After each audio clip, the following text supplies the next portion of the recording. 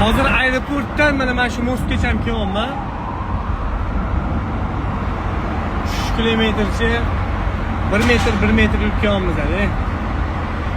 Nima bo'lgan ekan, menga juda qiziq bo'lyapman-da.